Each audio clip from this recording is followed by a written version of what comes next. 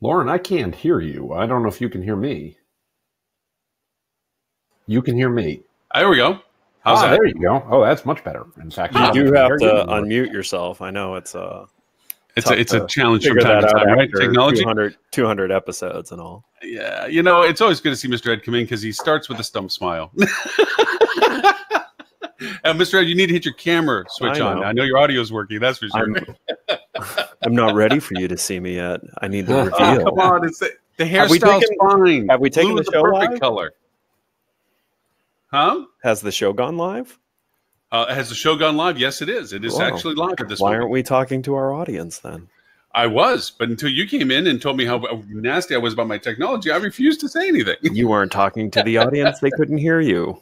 Oh, yes, they could. They heard me. You just couldn't. Hey, look at my new gadget. Episode. Look. Here, geek out. Watch. Look. Fans. Hot summer Florida.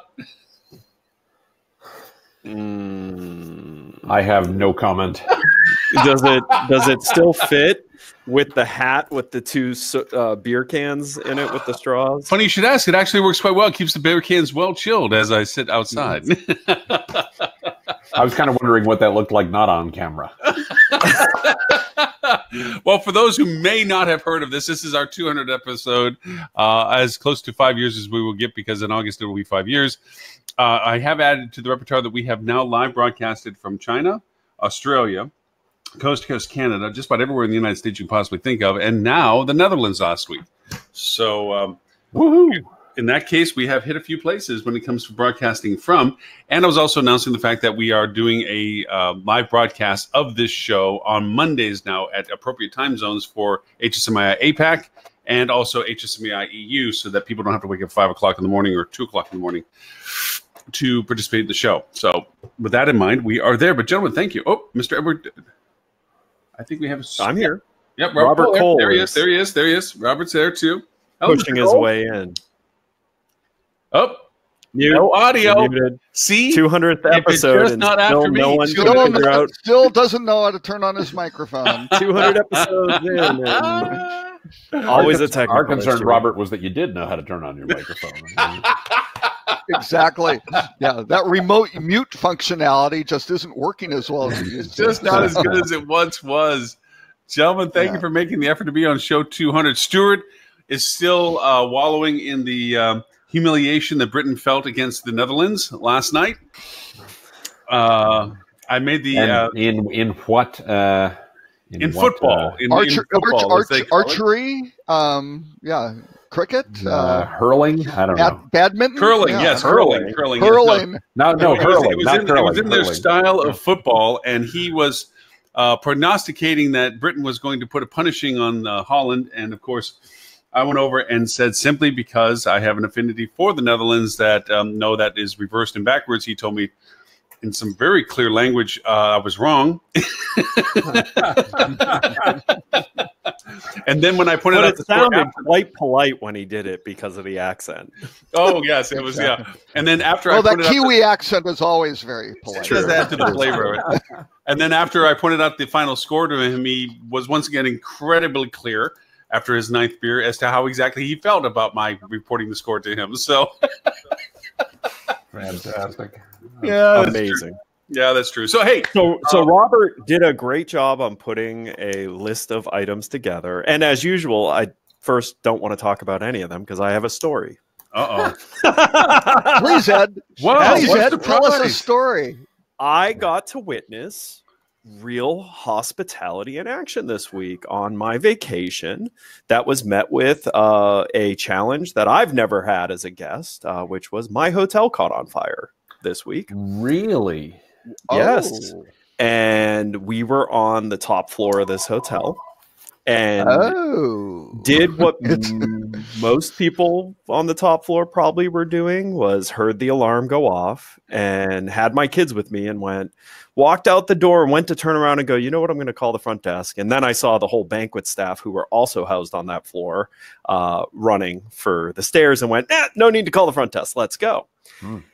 So in this process, I'm, leisurely walking with my children down these stairs because I have witnessed many a times hotel fire alarms going off. And usually Actually, every time it's been nothing. Right. It's been this is a test or some idiot pulled of negative the thing. Right. Right. Yeah. So we hit 3 floors down and see and smell smoke, and that's when we realized this was not a test. This is not a drill. A couple of things really stuck out to me. One, as I'm in the sea of people going down the endless stairs, there's one employee I see rushing against the grain with a fire extinguisher in hand, which really stuck out to me as dedication there. Yeah.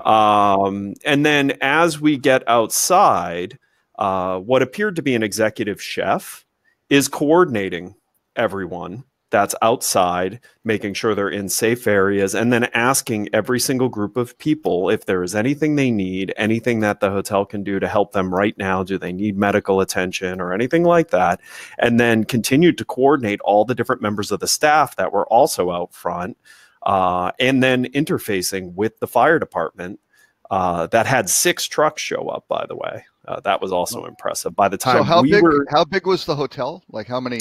I would say 200 rooms, maybe. Okay. 200 room hotel. It's the tallest hotel in St. Pete. How many stories? Including the 2 restaurants, I think it's 12 stories. Okay. But I will say the team really had every guest cared for. Actually, at one point, because we're all standing outside waiting for, it was an electrical fire, a ice maker caught on fire. Oh, wow. Yeah. And so it was its tribute. It was its tribute to the end of Game of Thrones. It was a song of ice and fire. Ice and fire, baby. But watching the staff, and then the staff, after everything was under control, the staff is all holding these large bottles of bottles of water and handing out water to everyone waiting, letting everyone know that in the back, the outdoor bar and restaurant was open, and, that the sunset was happening, hey, still can have some fun while you're here. And then watched the team continue to interface with absolutely everyone that was outside. Was just incredibly impressive to me. Well, I'm always amazed when there's a fire in a hotel to watch people just hand out, the hot dogs and sticks. We have s'more kids, everyone. Weenie roast on the 9th floor, everyone. Yeah, yep. It was that's just awesome. quite impressive, and got us back in within 2 hours. Cleared everything, checked every room, and organized, allowing people back floor by floor, so that there wasn't even like a traffic jam in the elevators or anything like that. Really impressive, great hospitality. Grand Plaza Hotel and Beach Resort, St. Petersburg, Florida. A benchmark, a newly added benchmark resort. So, wow, really cool. That's great. That's fantastic. Yeah. That's good, and that happens because they probably train for that and have, policies, and and the staff know what they're supposed to do in certain situations, which is kind of the oft overlooked aspect of people checking in and out of hotels, or just they're just out there. It's like, no, these guys, they have a lot of responsibility, and when they're trained right, that's what happens, which is great. They were definitely trained right. Yeah, no, that's awesome. It reminds me of, there was a story going around this week. I will be fair, somehow it did not come across my social media feed, so I haven't seen it, so this is all hearsay.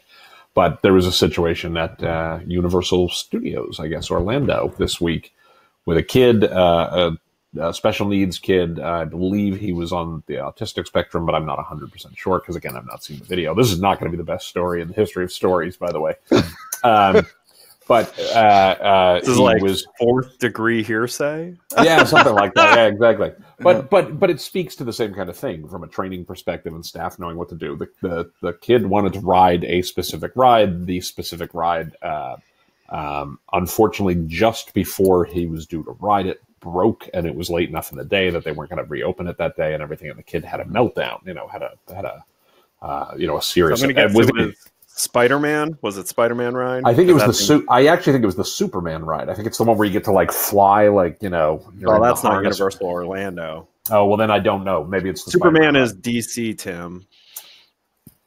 Yeah, I'm not sure. Universal is Marvel. I am not the theme park whiz that some people on this already show are. Kind of picking apart the quality of this story. Okay, Tim just made up this story, but it makes a great point. Okay, I mean, it's really nice that you're contributing today, Tim. Hey, look at the time. Time for Ed to go. Wake up on the wrong side of the bed again. Is this another bad day for Ed? It sure seems like he's starting out with everything else is wrong in the world but me. There's the eject. There's the eject presenter. I don't think there's a Superman ride at all. All right, anywhere, fine, man. Whatever the ride is, I don't know. I've been on Nonetheless, Superman the kid was on the floor having a tantrum, and the staff, which I guess is the appropriate thing to do, and I'm not trained in this, so I'm no expert, but apparently the staff member actually got down on the floor with the kid and was very helpful in helping calm the child, who was very upset about the fact that this situation had occurred. Mm-hmm. And some folks were pointing out online about the fact of, wow, that's amazing that the staff member knew what to do in this context. And basically people replied of, no, they're all trained for these circumstances. Like, this is something they're well trained in and they know what to do. And again, it speaks to dealing with times that are the worst for people, of making them not so much the worst for people. I mean, that's really the point. It's the point of your story. It's the point of this story. It is. I mean, and if you think about it, in both cases, they turned what easily could have been the defining disaster of a trip into the shining example of an amazing experience. So they took what easily, in either case, could have been, hey, you know what? I had a horrible vacation. My hotel caught on fire. Right. I had an amazing vacation. And oh, by the way, my hotel caught on fire. Right. To the point that even telling the story to the team here, the response I get on Slack from one of my team members is, hey, I was just talking to my wife. I think we want to go stay at that hotel. Awesome. So, I had the challenge of challenges, real emergency at the hotel, and, with a smile. It was a super positive experience. It was a great hotel. And I can't wait, because this is a hotel that is going to go offline next year for a massive renovation. They want to make it the new top of the market. Which the hotel's got the makings for it. It's if you've ever been to St. Pete, it's the tall circular tube hotel with the rotating restaurant on top. Yeah, it's on the beach. It used to be an old Holiday Inn way before the day. It sounds like the old Holiday Inn prototype. Yeah. It's one of the first hotels I stayed at on my first job in travel, because they were hosting a Florida huddle. And I remember it from 2001. 2000. Yeah. Back in the day when Florida had the mistake of putting tourist on the rental car license plates, we nicknamed that hotel the Tourist County, because it was the most predominant hotel on the beach. And we figured that was the county that all the tourists came from, because that was the parking lot was full of them. And now, Ed, I just want to recount something. Weren't you the person that maybe hassled me a little bit about carrying a filter in case of a hotel fire in my bag, and maybe a smoke detector or something? Any resending on those taunts? No. I mean, they had a fire alarm that alerted Ed and family. They had a top floor of a hotel, fire goes off, and you're thinking you're perfectly safe. Okay. And it's a concrete building.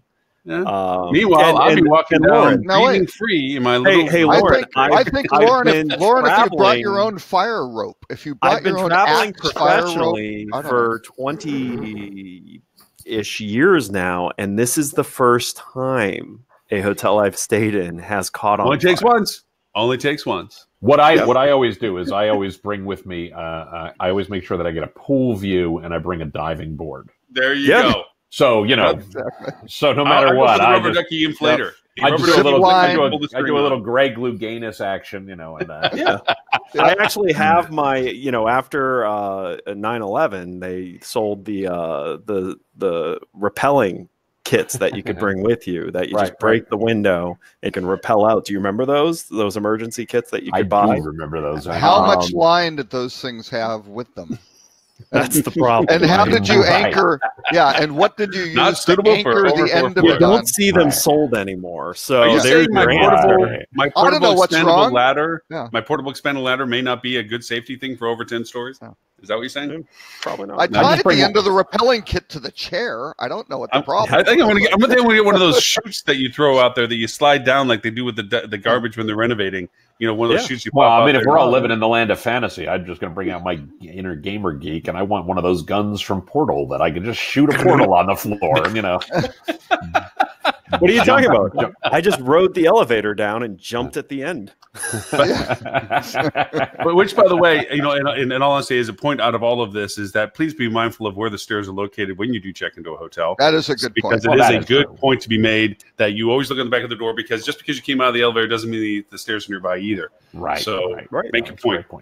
Because and how many people, even when they come out of their hotel room, you know, turn left and go the wrong way, and they, oops, that's not where the elevators are. I'm not, you know, I can't remember coming in. Yeah. So if it's an emergency, that's it. So all in all, you know, kudos to the team. I've emailed the GM. I also got to do the fun thing because I work with this group, so I'm sitting on the steps of the banquet hall, which is away from the building, and emailing the executive team at the group saying, you know, not to alarm you, but your hotel's on fire. Yeah, I think it's gonna make an interesting flip to photo story. You know, yes. And here's the flames, and here's and also kudos to St. Pete Fire Department. Holy smokes! Holy smokes, he says. Yes. Less than a minute after we walked out the door, the first fire engine arrived, and they had 6 trucks show up. Wow. 6 different crews. They had the ventilation system, like portable ventilation system. They were Johnny on the spot. All in all, St. Pete's just solid experience for Congratulations. emergency. That's outstanding. Can I ask a dumb question? I understand they practice too. I've heard. Yeah, I don't know. I heard. Yeah. So, if I can ask a dumb question, I have only been to Tampa once. I don't know St. Pete well. It's not an area I've spent much time in.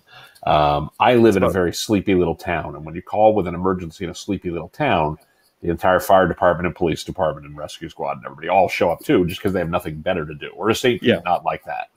So St. Pete's a sleepy town. Got it. Big enough though that they had 6 different engines show up. Well, actually, that's St. Pete Beach, and the fire station is literally 3 blocks away from you on the north side. So obviously more trucks than what they carry. I mean, to their credit, they responded more than just the local station did. Yeah. And then the police closed down the road in front of the hotel and directed traffic.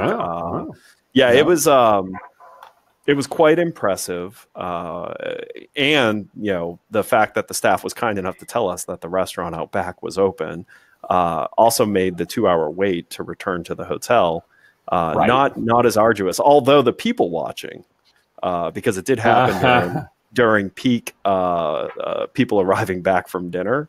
So to watch people's reactions as they pull up, and there's fire trucks everywhere, and they're holding their to-go box, and they're just like, they all have the same look on their face of what floor was it?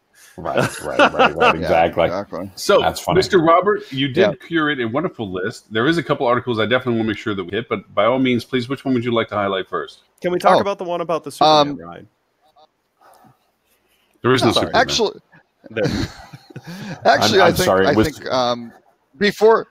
before we move on, we should mention Hotel Mumbai. I don't know if you guys have seen that movie that came out, which was very good. It was about the terrorist incidents in Mumbai.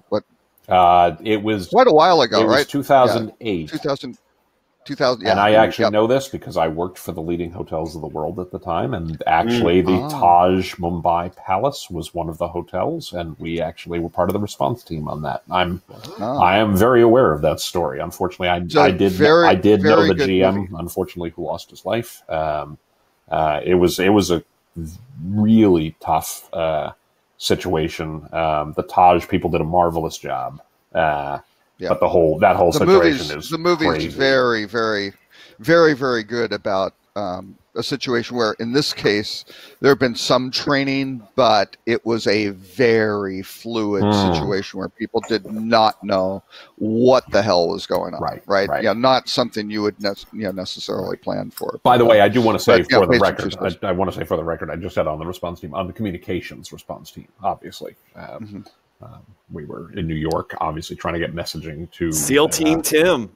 No. I'll tell you what. That was one of the weirder incidents in my career in terms of we didn't have a lot of information. We were trying to determine what was appropriate to communicate to families of guests who were over there, what we should put on the website, what we shouldn't put on the website, what was appropriate, where the rights. The biggest challenge we had, actually, this was really interesting, and it speaks to what they did well in the situation you just discussed, Ed, was the biggest challenge we had was, the information coming to us wasn't great, right? We were getting lots of calls from families of guests overseas and things like that, or families of guests who had booked through Leading, wondering what was going on and, who should they contact and the like. And it was, it was a real challenge because the information we had was really not great at first, so those situations are tough to train for. We actually put in place after that a whole series of response plans and the like. We'd had some pre-developed, and then immediately you discover, okay, here's the parts of this that went really well, and here's the parts where we didn't have a damned clue what we were doing. And it was an eye-opening experience, actually. I remember it very well. It was the night before Thanksgiving in 2008, if I remember the year. It was either 08 or 09, but I'm pretty sure it was 08. And it was the night before Thanksgiving specifically. Yeah. Interesting use of Twitter, because those were kind of Twitter's early days. I don't know if you guys know Tim Hughes, who's with Agoda. Great guy. Tim's, I think, sister-in-law was staying in the hotel, and they were getting better information at that time off of Twitter, of what was happening real time, of people on the ground going, here's what's happening. And they found out through Twitter that she was okay, that somebody, again, that's not a great, thing. That was the challenge, because some of the stuff on Twitter was, I was on Twitter at the time. We were using data from Twitter sometimes. But again, you were getting so many conflicting reports of, hey, everything's cool, no, there are still people wandering around, shooting at folks and the like. It was a really, it was the reliable sources. Weird, it's in my career, it was the only time I've ever really had that experience. On 9/11, it was a very different thing, specifically. But, people looking to us, and I want to be fair, there were people looking to a lot more people than us. We were hardly, the only game in town for this, but we certainly did have families of guests contacting us and the like. And your ability to get reliable information was really challenging. And, our default position was, don't spread anything that we don't actually know that's been verified by multiple reliable sources. So many cases, unfortunately, our answer had to be to folks, we're, aware of the situation. We are doing our best to get more information about your family, your friends, whomever, and we will absolutely get in direct contact with you the moment we have some, credible, reliable information about that. But a lot of the answers were just, we don't know, and we're doing everything we can to find out, Yeah. It was a weird situation.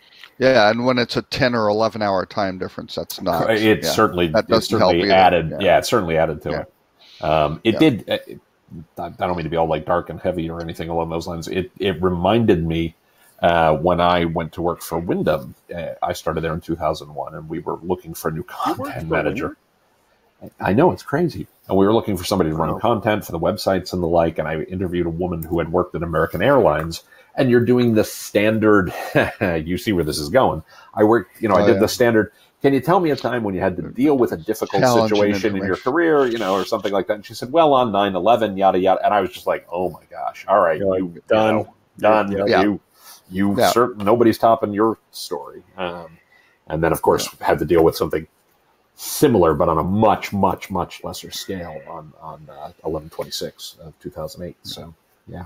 Wow. Well, Ed's story. Ed is now putting up against all of those story. His ice machine on fire, 3 floors below him. that's, I think, an equally traumatic story that will go on in the annals of. Not said by there's a joke I'm not making. We're going to move off this. That statement goes along with the "there's a Superman ride" statement. But with that, I do apologize. I actually wasn't going to be able to make this show, but I could not miss our 200th episode out of respect for Lauren, who has never missed an episode. But I do have a call I have to get on. So, gentlemen, as usual, I made it all about me. And for the record, there is a Superman. There is a Superman ride, but it's at Six Flags. So. Yes. Is that a theme park? Yeah, exactly. I don't know, man. This is what happens with hearsay. Pretty soon it was going to be, the Rocky and Bullwinkle ride at at Disney at Action Park. Yeah, Action Park. All right. Gentlemen, congrats on 200 episodes. Lauren, thank you, Mr. Ed. The fact that you continue to keep this ragtag team of people showing up on a semi-regular basis is truly impressive. And Robert, the fact that you put effort in every week to try and get us to talk about something is also impressive. So someday, some year, by the 500th show, maybe we'll do it. Maybe. All right, gents. Have a wonderful weekend. Have a great weekend, Ed. Thanks, Mr. Ed. Bye. We'll talk to you. I don't know. I think Ed didn't wake up on the right side of bed today. He was grumpy. When you get awakened in the middle of the night by a fire alarm, that's going to do it. Right. Just so you know, that story will be. Remember when Grandpa Ed saved the family in that blazing fire? By the time that story gets down to the next generation, he ran back into the building with the extinguisher. Yeah, exactly. Ed's going to be like, and that's why when I travel, I always pack an axe. Exactly. Yes. Anyway, so Mr. Robert, there actually is some very cool articles in there, and I do have some insights from my discussions in Europe that I would love to share with Tim. I'm glad you're on the show with it today because, you go to Europe much more than I do and deal with clients much more than I do in EU. I only have a few correspondences in Europe compared to yours.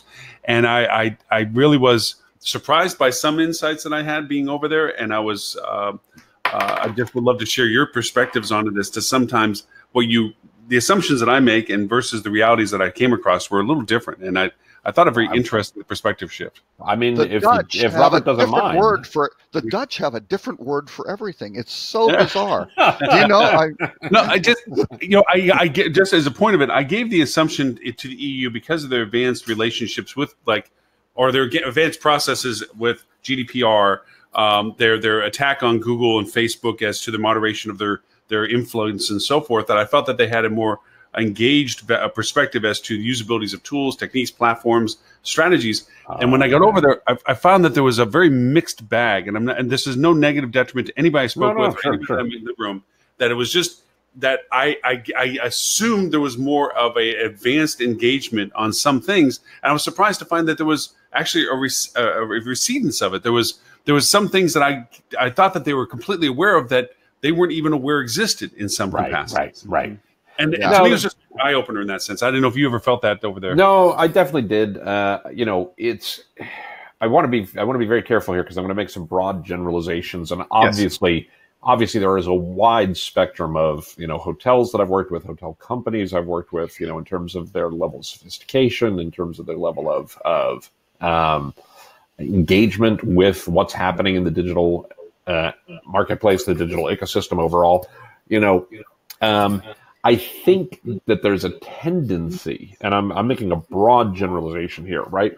That there's still more focus on hospitality in terms of the art of hospitality that has been practiced for a long time. I would say there are more true hoteliers. You don't seem to run into the real estate play version as much as you do here in America, as a broad generalization.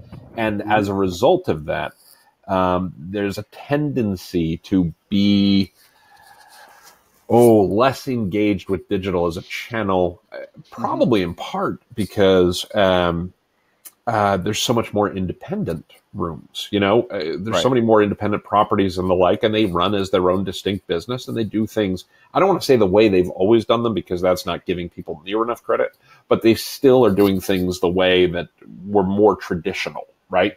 Right. Is the way I would say, right? Mhm. There's an inherent, boy, I'm treading lightly here because I want to make sure I don't paint with Well, too it's broad a kind of brush. an old- Conservatism. Yes. It's there is an Traditional art of approach. hospitality. There's a traditional way we've done things.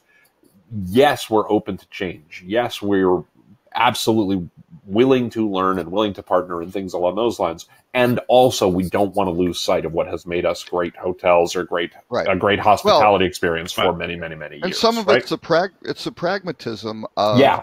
we could do stuff with a computer, but is it going to make it a better experience for the guest? Right. I'll put a Or is pillow- it, don't have a tool just to have the tool. Tim, I'll Right. put a Right. pillow under what you're saying.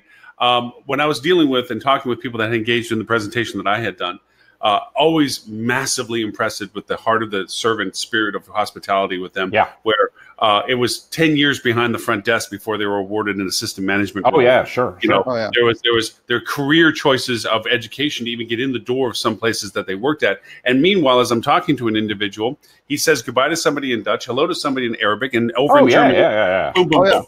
Okay, Oh, yeah, so yeah. please, what I'm saying in reference to exactly what you're pointing out to is there's a willingness, but also a bit of reservation to filtering it through. Is it a real improvement in our business relationship with our guest, or is it just something flashy or different? Right. I don't in any way create a negative that they are ignorant of anything or that they're No. blind. I don't really think you're just- saying that. I certainly hope I'm not saying that. Yeah, but by the same token, I felt kind of like the premise of the movie Yesterday, where if nobody knew the Beatles song and you brought them, how much people would love them. When I made this whole presentation that I really built around the Facebook F8 presentation, F9, sorry, the Google releases, thinking that I had to be front edge on all this stuff. Oh, And yeah, after yeah. some general conversations, literally the day before I was doing this presentation, I threw it on a pile and brought back an older presentation and brought it up to current speed on some stuff, because all of a sudden stuff that I thought that they would already baseline know, they were completely unaware of. And I'm Yeah. like, oh, crap. And I mean, it's going to depend on the audience you're talking to. It's going to Yes, depend very on the much so. hotel. And Going to in my depend on the audience, I company. had a lot of revenue managers, operations, and sales, and very few marketers. So their awareness of these things was not as heightened as somebody in the space. Right. Right. I'll give you a real world example. A client I worked with, and obviously for reasons that are going to be apparent, I'm going to be very, very coy here. But a client I worked with, they were very sophisticated in terms of where they wanted to go. They had a great vision of they'd read all the same stuff everybody read. They knew all the Focusrite reports. They knew all the stuff. Like these were sharp people. And they also said, much like Robert said a moment ago, 80% of this is not going to change our guest experience. And so we're not going to bother wasting any time or energy on that. Right. So it comes, this is something we've talked about on the show a lot. If I could make a, bold pronouncement that, is probably half BS because it's too broad a generalization. But if I was going to make a generalization, I would say in my experience, the average hotel operator in the EU that I've encountered is a hospitality person and works in the hospitality industry. Right. And a much greater percentage of people that you run into in the US work for real estate companies that happen to own hotels. Right. Yes. And so their approach to it is really driven more from that perspective. Mm-hmm. As a gross generalization, there are absolutely big, REITs and big real estate investment groups and the like over in Europe. And there are absolutely some amazing hospitality groups here in the States, here in North America. But broadly speaking, I think that's where you see the difference. Mm-hmm. Because think of what the discussion has been here in the States for the last couple of years. It's been, how do we lower the cost of distribution? Mm-hmm. Right? That is the overwhelming discussion. How do we lower our cost of marketing? How do we lower our cost of distribution? How do we lower our cost of guest acquisition? Right? It's a cost-driven play. It is how do we make it cheaper to put heads in beds? and if I could, again, since I'm making this comment, I may as well double down on it. Is the difference I run into when I talk to hotels operators and the like in Europe, it tends to be, how do we create a better experience for our guests? Yeah. Right? Yeah. Absolutely. I mean, in broad strokes, better experience. How do see. you create value? Yeah. How are you creating value, and what are you doing? And in some cases, yes, maybe looking at the competition, things like that, but really kind of being good at what you're good at because of your hotel was built for a particular, purpose to do a certain thing, and doing that, very well is kind of a job, checkbox, right? Yeah. As opposed to, you have to grow, you have to be doing more. How are you going to do better next year? Then this year, from a financial perspective, number one, how are you going to beat your numbers? And it doesn't necessarily matter. Well, you need more margin or need more profit. Well, if you can't make the revenues go up, then you better damn well make the costs go down. Right. Flat out. Yeah. And then that's how you check the box. Yeah. And so some of the discussions we have in terms of, what's going on with Google or what, yada, yada, yada, just don't take as much precedence because, it's just a channel. We'll figure it out. We need to make sure we have connectivity. We need to make sure that we can, our inventory shows up and whatever. And also I've got, I got guests I got to check in. I've got a conference I'm trying to book. I've got, they're very operationally minded, very service minded.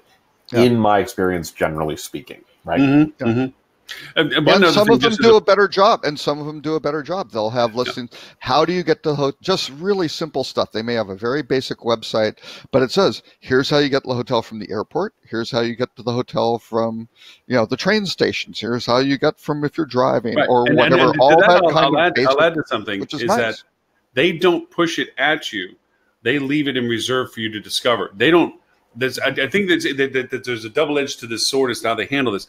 At the hotel I stayed at, which was a long-term stay hotel, and I have opinions about how they handle that. There's good and there's bad, and there's always mixed out of it. Only come from the industry perspective that I have on it.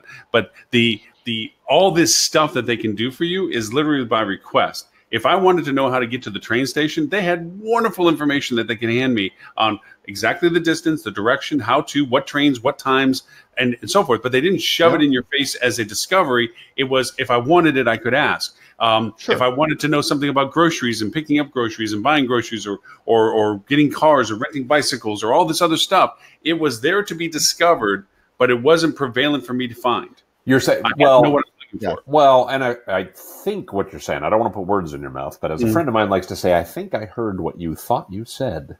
There's less active merchandising and upselling and things like that we run into. Yes. I think that's probably true as a generalization. Again, I think there are some companies that do a very good job of that.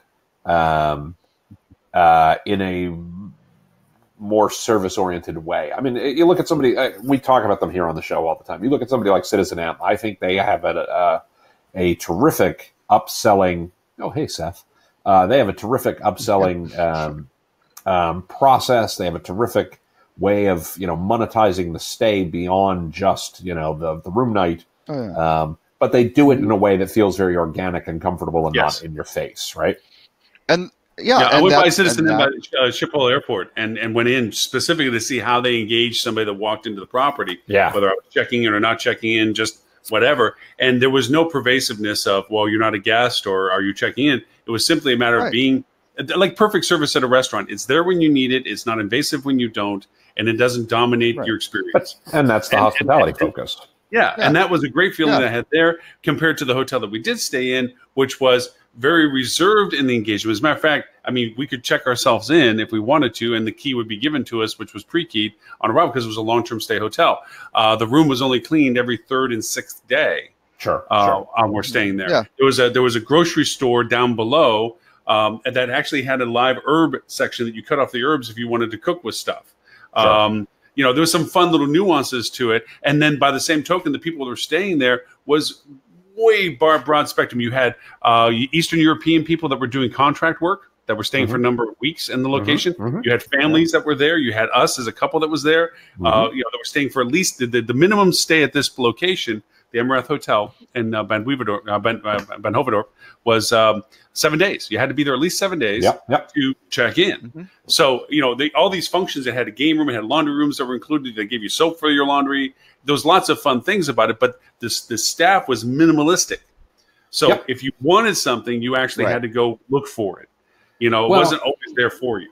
I mean, it's a long-term truism that, when you talk about hotels in Europe and you talk about hotels in Asia, compared to hotels in North America, the easiest way to think about it is you add a half star, right?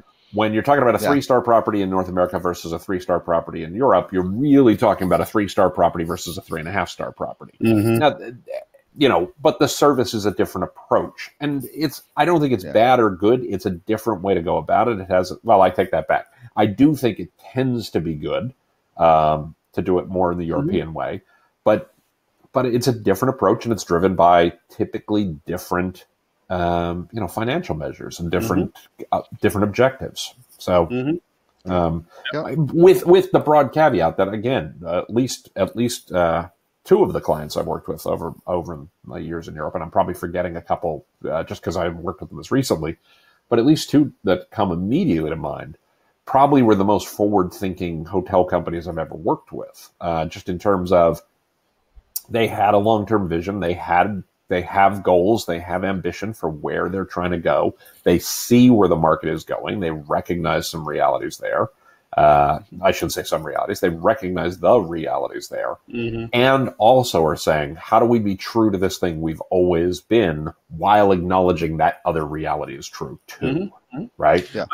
To me, the fertile ground that I saw was none of these hotels, for the uniqueness that each of them represent for what it is that they provide as service levels, is truly optimizing their voice in market. They are collectively apparent in their market. They are identified in their market, but their uniqueness or individuality isn't as nuanced as we tend to amplify in the States here, where every function of the individuality in comparison to our competitive set is highlighted. Over there, they tend to be more demure about their individuality aspects. It's more about commodity and exposure than it is about individuality and uniqueness. It's a different marketing point to it. And I think, wow, man, if you just amplified that, you could dominate. But they're competing in a very different marketplace too. Yes. Right. The tour operator business is much larger overseas, generally speaking. There is still at the high street travel agent is still a bigger thing there, right? There's a lot more travel trade business, generally speaking, than we see in North America these days. So I would caution against saying, so what we need to do is pick up what they do in Europe and transplant it over here. No, because or vice versa, but for that matter. Right. Because there is a blending. There is unique things that can be done, but not take this model and put it into Europe and say, oh, let's do everything we're doing in the States for you because, man, you're really going to amp it up. No, because you're talking differently to different people, and it doesn't relate the same. And to your point, there's still in the centrals of all the towns and so forth, there's still travel agents that are thriving. Right. They are the place that their families have always gone to travel with, the organization. They go to this travel agency to literally negotiate their family's travel. They don't do the traditional, let's go check 15, 22 sites. And in many cases, if that's a great travel agent, that's a better way to do it. You might wind up with a much better experience. But the funny part with the European, with Brexit and the separation, there's so many things. And again, I always feel that when we travel outside the States, you get a more true picture of world global news. The things that EU is struggling with right now, the complexity of the politics, the EU election that just happened for the representation of all the countries, Brexit, and the failures and the changes and transitions about what it actually means, both from education point of view and funding and all these things, and whether you have to have travel documents. And I mean, it's a huge nest to unravel with everybody right now over there. And it's creating a lot of ambiguity on travel. Their travel, like last year, their long, hot summer was a massive shift in their business cycle. That was a huge discussion with all the people that were in the attendance, is that long, hot summer they had last year crushed some of their markets. I mean, totally barren them out. It was like as if nobody's traveled to Florida during spring break just because the weather was good enough not to. You know, that kind of thing. Sure. Yeah. Well, I mean, I was in Spain 2 weeks ago, and I was in Barcelona, and actually it was remarkable how prevalent, you know, the anti-travel sentiment is there in terms of, you know, over tourism, and the like. And and you're seeing some of that in the last week in Venice, with the cruise ship. Cruise ship. That was huge news. That was huge news. But the reason it became such a, I mean, first of all, it's a crazy thing to see, and obviously some people got hurt, and thankfully everybody was mostly okay. But again, it raises that same over tourism question. So, I mean, there are a lot of issues at play there that I think we want to be very conscious when we're talking about, to say, you know, some of these things are, the nuance matters, right? Well, so, and the cruise ship thing, and we've been on a lot of cruises, and our family likes cruises a lot, but I couldn't imagine. We had a great time in Venice. It was my first time there, but we were there at the end of March, right? Which was great because it's not peak tourist season. I could not imagine being there if once you got, 4,000 or 5,000 people popping off of a cruise ship or multiple cruise ships, right? In market at the same time. That's got to be an unworkable situation for them. Well, I was there in November the first time I ever went, and it was busy enough that I can only imagine. Oh, yeah. Well, Tim, you saying about Barcelona, when we were there, and this goes a few years back, we were going down the main thoroughfare, I know where you mean. I was actually outside the city, but But as we're going towards we were looking for lunches, we're going towards the bar. We said, oh, well, let's get away from the main centrum because if we go farther away, we'll see what other choices. And all of a sudden, we kept noticing the prices were going up, not down. Right. And we're like, what's going on? Because we're going into cruise ship range. Yeah. You know, when they get all pile off the boat, they can only get so far before their time schedule makes them go back to the boat. Oh, yeah, and sure. That range around the cruise ships, the prices were elevated because they could afford to pay, have people pay for those prices. Oh, yeah. Because they couldn't get farther than those ranges. But, the other thing that made the news over there was the unfortunate, the one ship hitting into the tourist boat with the South Korea. Well, that's the thing I'm mentioning. Yeah. Right. That's what got people saying, basically. Because there's just so much. Bringing these cruise ships up the Grand Canal, not the Grand Canal. Well, there's another one. There was another one that happened on the Danube where the I didn't see that. Hit one of the local charter, one of the local tour riverboats, and just capsized it. And unfortunately, 30-some people passed away. They were all in their the last week. Yeah, it doesn't make. I didn't even hear. It was over in Europe. It was an unfortunate circumstance where. One of the larger boats just literally plowed and capsized the smaller little river tour boat over, and it was from South Korea. The South Koreans passed. Oh my gosh, 17 people. Yeah.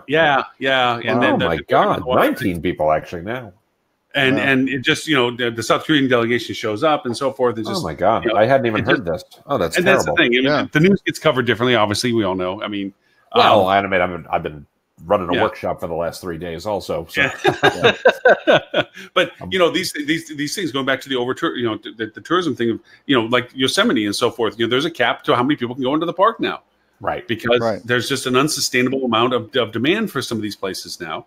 And for that, from a marketing perspective, for the markets that don't have this saturation issue, this is an open opportunity to develop unique interests. Yeah, for sure. That you don't have to go to a certain beach where you can go to another beach. Yes, it's not that beach, but one, it's more affordable. Two, it's more accessible. Three, you have opportunity to enjoy it a little bit differently than the density that the other one has. There's always a bright side to some of this stuff, and it would help possibly to diffuse some of this centric demand to some of these high traffic tourism sites if there's alternatives that are undiscovered. One of the biggest social lines that I used to use in social campaigning, still do, is off the beaten path. Or local interest, where you let people discover things that may not be known, that aren't the Stonehenge, but they're just as good because they're something different. Well, and it goes. It's tricky though. It's tricky the less experienced the travelers are, though. Yeah. Because you really wind up. They want to check the major. Right. I saw this. I did that, and in many cases they aren't appreciating. Whatever the museum. They aren't appreciating the Louvre. They wanted to go see the Mona Lisa, right? Mm-hmm. They go in there, they wait in line, they do all this stuff. they make a beeline to it. They go, wow, that's smaller than I thought it was, Right. and they're gone, and you're what in do you think of of the room, Louvre? you can't It see it anyway. kind of sucked. Yeah, Right, it wasn't. right. Yeah, it wasn't that great. So, I sort go, of Renee thing. and I So go, a lot of it. Would we call that the was NFL? done. I also have a hard stop today. I wanted to make sure I was here for the 200th thank you. episode. But I wanted to say I don't want to end on a down note. Because I'm actually pro tourism like crazy. But the point that, as you might imagine, but the point you just made, Lauren, I think is really key about the undiscovered and things along those lines. And also, it goes back to something we talk about on this show a fair bit, but sell the destination first. I mean, Right. especially if you're someplace that's a little off the beaten path, if you're a little less trafficked, or your secondary market or things along those lines. Most of those places have some amazing things to offer travelers. Yeah. And it's a question of saying, hey, let's help you understand and explore and discover this destination. Oh, and we happen to have a hotel here, right? Or we happen to have a resort here. Not, come to our place, come to our place, come to our place. Well, why should I come to your place? I don't know. Like that's no specific reason. But, no specific reason. We've got a hotel. Like that doesn't work.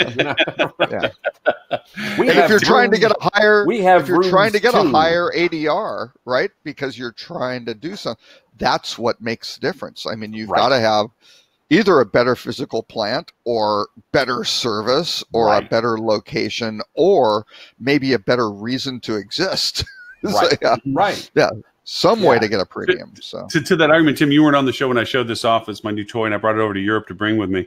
It was my 5.7K 180-degree 3D camera that also turns into a 5.7K 360-degree camera. Cool.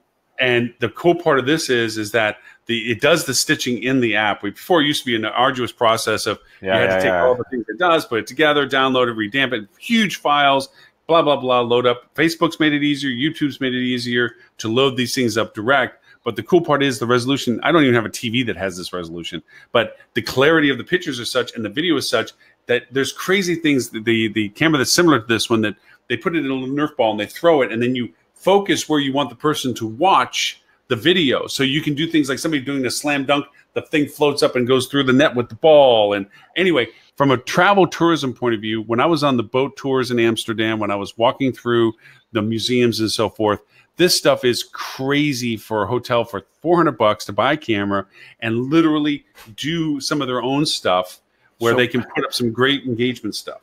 But so Lauren, it does not do 360-degree 3D.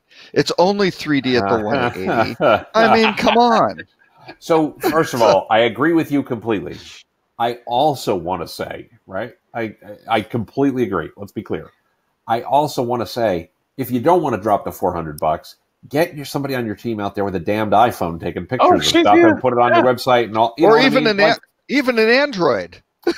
Or even an Android. Yeah, whatever.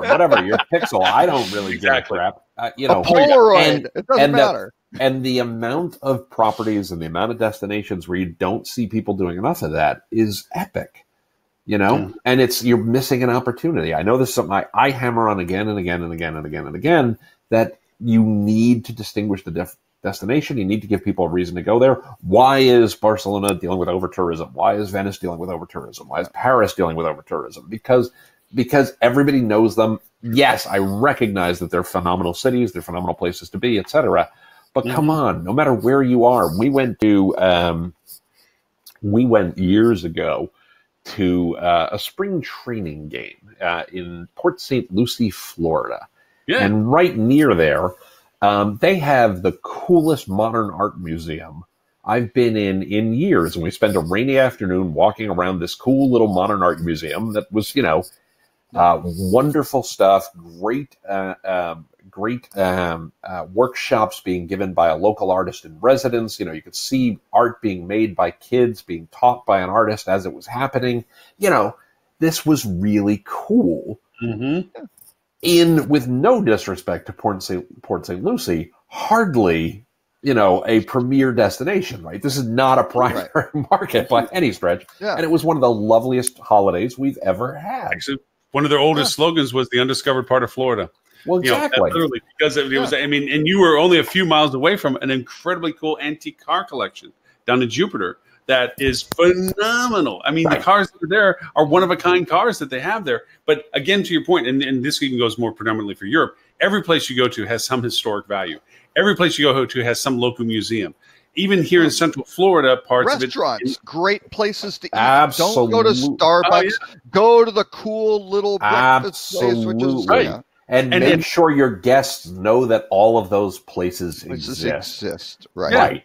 Absolutely. And that's where some of these technology things are coming in, is that you now have a medium to use to expand. And to your point, Tim, it can be your own phone. And I've said this before many times, the Google Streets, do your own 360s and have them automatically go on Google Maps. I finally used the AR in Google Maps for the walking when we were yeah. I love that. I'm holding it up. It's like, go here, and the big arrow is saying, take a left down this little place. And, incredibly helpful having the AR experience with the Google Maps, And that's how the cruise ship guy crashed. He was using the AR. Probably was, Well, to be fair, he had a motor malfunction in their blower on the bow where he couldn't shut off the lateral bow thruster, and they couldn't power it off. That's what I was going to say. Yeah, the lateral bow thruster. I was definitely all about that. Yeah. Tim had surgery. Tim had surgery for that a couple of years back. I was going to get the flux capacitor warmed up, and we were going to get to 1.2 gigawatts and all that kind of stuff. Oh yeah, but the crew was blasting the horn and telling people that they couldn't control the ship, so they were trying to get people out of the way, but. Still did the big bump and grind. But anyways, Mr. Tim, I do appreciate the fact my apologies. I got to run early today, but always great seeing you guys. I will be here next week, so enjoy. Have a great weekend, and I will see you next Friday. Happy 200. Very good. Cheers. That's right.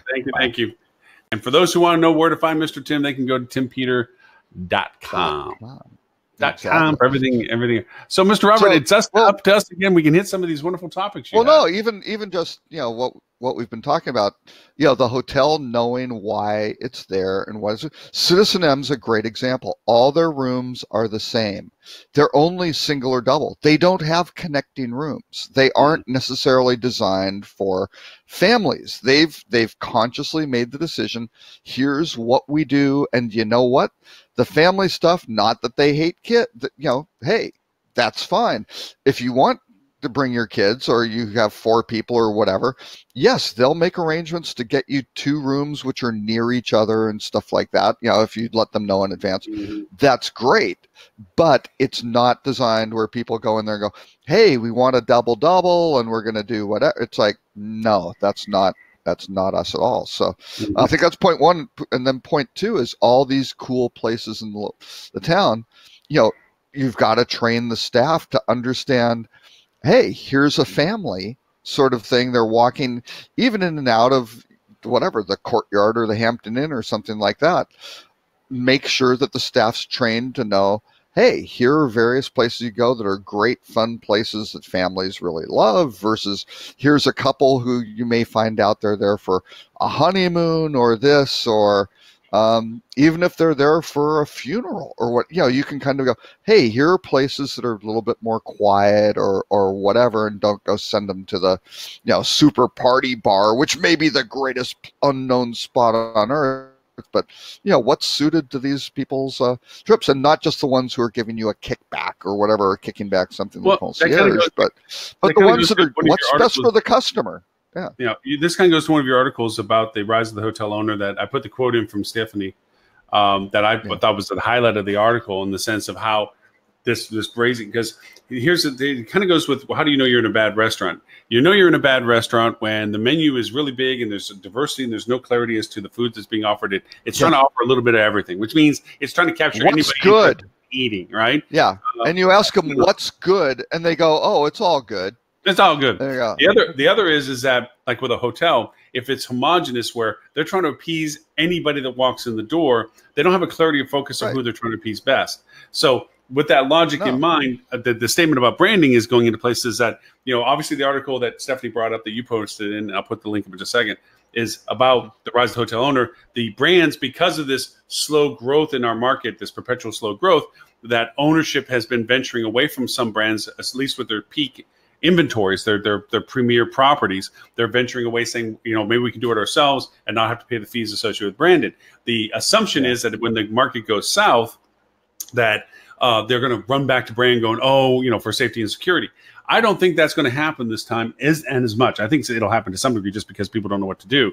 But I don't think it'll happen as much because of the statement I put into the side there, which is inverse. And this goes back to what Tim was saying about the EU community being more hospitality based. We are inverse. Our relationships exist to the shareholders of the companies, then to the franchisers and their relationships. And at the bottom of it, the guests who are going to be flavor of the day, what you're interested in giving them for the point of life where they're at. And it's inverse because I think a lot of independent hotels are non-branded hotels. Now, even if they stay affiliated with soft brands for distribution reasons, are seeing it that they can be more guest-centric and appease and satisfy the shareholder franchise relationship, in the sense franchisers being the brick-and-mortar ownership groups and so forth that are beyond the shareholders that are running and operating, management groups and things like this. I think there's more of a collaboration between all of those two. So I thought it was a pretty cool article. I wish it was longer, to be honest with you, because I think she could have gone into more detail. But I think she had some pretty good highlights. Well, and being the 200th show, I am obliged to mention, and without Ed and Tim here, they give me a hard time, but to mention why was Four Seasons a great company, right? They ran it on the golden rule for everyone needed to be treated with the respect that you would, hope to be treated with yourself. And that was the guest, who was obviously most important, but that applied to the staff, the vendors, the investors and owners, everybody. It's just like everybody deserves this high level of respect and to be treated with, as individuals who matter. And all of a sudden, if you do that, I want to make that distinction because absolutely. Unfortunately, too often, I used to be in this position, and I totally respect what I mean by saying that when ownership was coming that day, we raised the ownership flag. Ding, ding, ding, ding, ding. Yep. Okay. Clean everything. When the management team group came in, management team for we basically, whoever was the victorious marching army through the lobby, that's who we were loyal to. By golly, we're going to focus on that. As opposed to the people who are actually paying for all of that, which is the guest, right? I had to learn that. Eventually, I had to start turning to being the advocate for the guests, where investors representing shareholders were wanting certain performance done. And I had to say, look, for those numbers to be reached, we have to be centric on what we're doing with the guests. We can't just yield it on a rate. We just can't yield it on reduction of services. Right. We can't yield it from operation cost reductions, which reduce guest experience quality.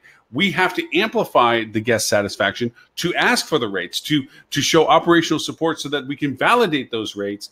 That way you're going to get your money, but you're not going to get it on the margin by reducing operational costs or increasing rates. And I had to go advocacy for that. And same too with management companies. I had to fight them going, guys, you want these budget goals to be hit. You got to focus on what's generating the revenue. It's like Super Bowls in town, right? And here's just this jack the rate to the top. It's like, are you doing anything special? Right. Are you providing, maybe you could provide some transportation to and from because it's a zoo. Maybe you could do some sort of special menu or special event or whatever that may be. And it's not something that's, baked in and, we're promising this and you'll get the package. I mean, you can certainly try to do packages and things like that, but do something that exceeds the expectation. So when somebody's shelling out $750 for their little, room that's normally going for $75, maybe it isn't just like, you're completely profiteering from them. Right. So, what can you do for them? And, it could be as simple as going out and getting, shirts or whatever. Hey, what's your shirt size? We're going to go get, what team are you rooting for? Things like that, which are pretty simple to do. Right. But, anyway, if your team loses, give them a free drink that night in the bar. or something like Sure, that. did you hear that? Robert's buying the first beer at High Tech because your team lost the Netherlands. But Yeah, but again, I mean, there's simple. When you're getting 10x the revenue for that night, do you have to keep all of it, or can you actually, put something, a little? Is 9x okay, and you do something really cool for the guests, which is, either unexpected or above and beyond, right? So your lead story about NYU's executive. Yes. The two articles. Unfortunately, I took a negative turn to both of them because really? Yes, because I thought it was self-effacing comments that, the guy that received the award going, we need more women up here and so forth. I would like to say that's great. Wonderful statement. What exactly are you doing to promote that opportunity? Because there is such a limited exposure beyond the, us groups to be in those chairs. What are you doing to advance that statement into a reality rather than just making we should all on for world peace and then get off the stage? It's like, what are you doing about world peace? Same thing with, if you want more women up here getting awards for running companies, how many doors are you opening for them? What are you doing to get them into the role of success? I'm not going to say the organization that I'm trying to make this happen with, but I am trying very, very hard to have not just a diverse panel, but a sole, all female panel on this particular show, because there's a very, very good reason, and it's a very, very good audience to go do this, and it's very relevant, right? It's on brand, everything is perfect, and I'm getting some pushback from people who are members of this particular group by women who are going, I don't know, maybe we should make it more international. It's like, no, you don't get the same, the same thing, and we'll see.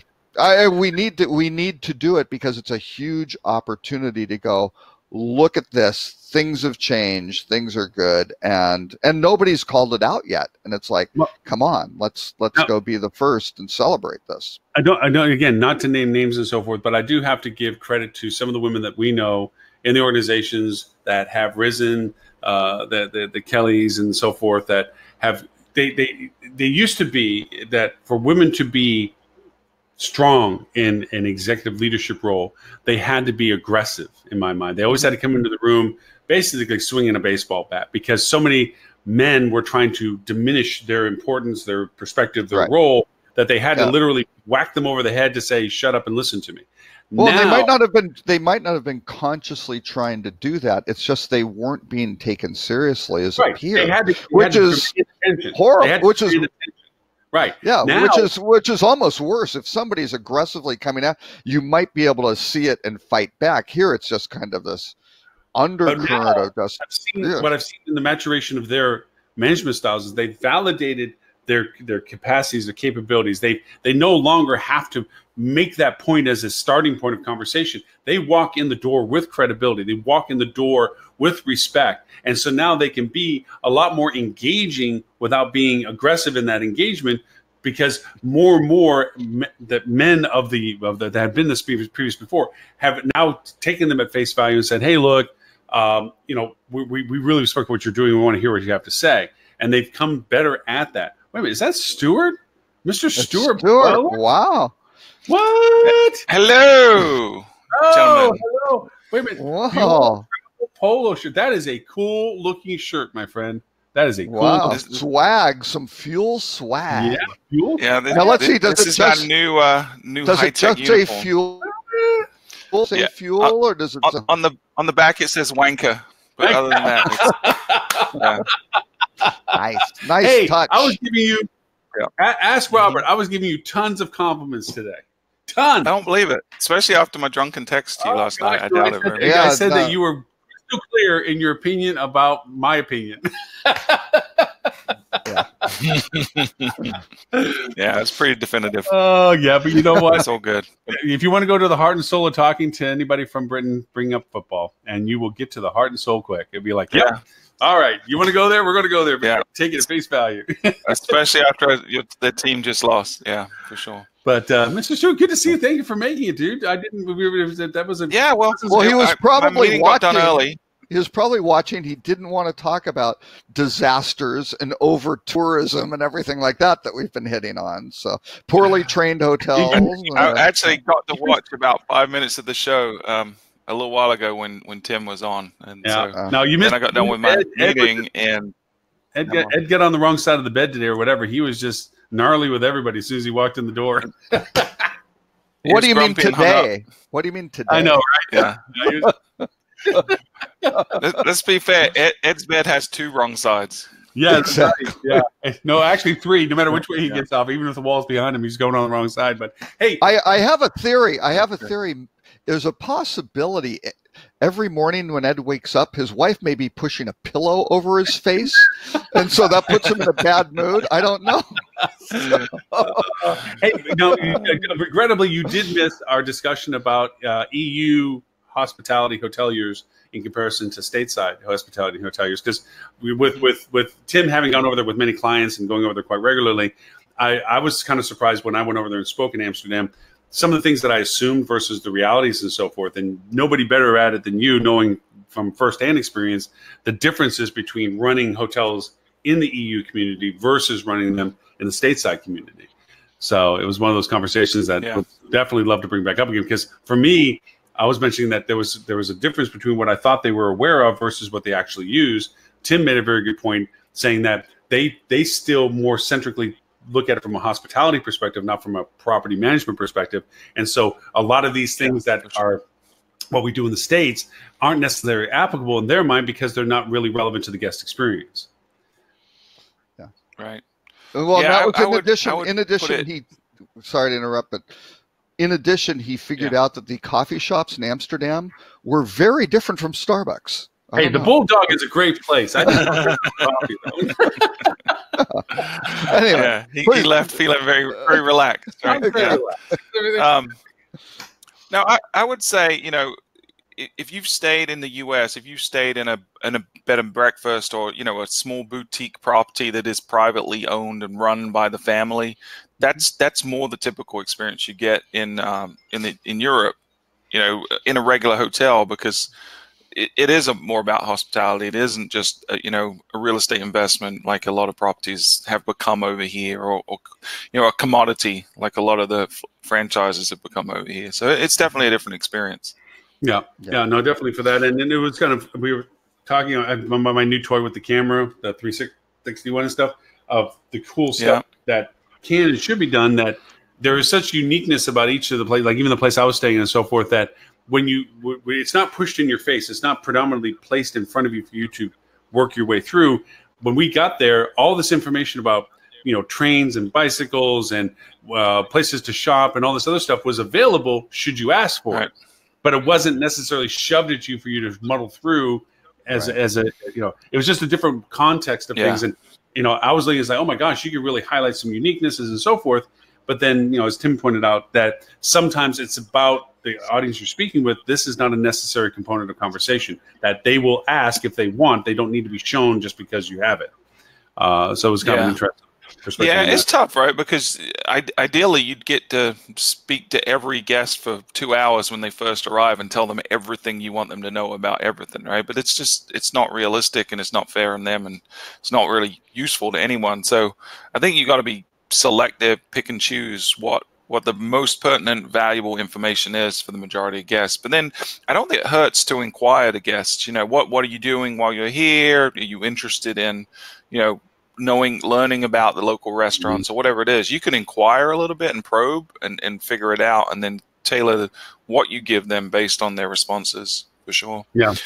And the bit of the show I actually heard earlier was Tim talking about how hotels need to promote the destination, and they should do that first. And I kind of mostly agree with him, but I push back a little because I feel like you don't want to do that at the expense of selling the property. I think there's a way to do it where you're highlighting the destination from the lens of the property. Yeah. So, how do you fit best into the right? Into the well, there's this great restaurant in this city and it's only a minute's walk from you. You know, that kind of stuff, I think is putting your property at the center of the conversation, relevant to the destination, is the way to do it. Because otherwise, you know, selling the destination could potentially lose the opportunity of selling the hotel. So, you know, we're getting ready to launch our new 2019 leisure travel study at HITECH next week.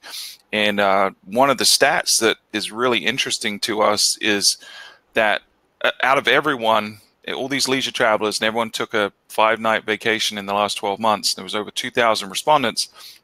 And we flat out asked them, did you visit the hotel website before booking? So regardless of how they booked, whether they booked on an OTA, booked direct, and 86.7% of people, I think it was, said that they did visit the hotel website before they booked. You know, and when we're in an industry where a lot of people are 50% plus reliant on OTAs, that's a banana stat, right? That means that a lot of people are coming to your doorstep and you're not inviting them in properly or appropriately, or providing the right answers, or creating a great booking experience or frictionless shopping experience. So, you know, the OTAs are obviously kicking a lot of hotels' butt when it comes to that. So, you know, it's time that we as hoteliers try to understand, why is that? Why are people choosing to book with the OTAs even though they're visiting the website, and putting a lot of resources and thought behind that?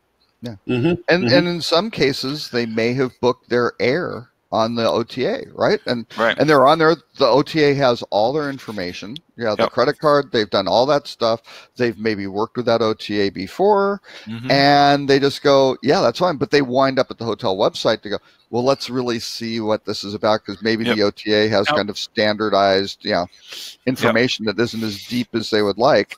But they wind up there, and then the question is, can you do something to make it, more compelling? Which you may not be able to, and in which case it's like, okay, that's how they were going to book, and they might as well get the booking through the OTA. But even incrementally, if you can, we always refer to the website and booking engine collectively. We call it a mousetrap, right? And how do we incrementally make that a more efficient weapon? Are you sure that's a great where the subject squashing the guest killed? Via a broken neck. Generally, we're thinking more like the I don't remember who makes it. Was it Hasbro? The game Mousetrap, where you trap them.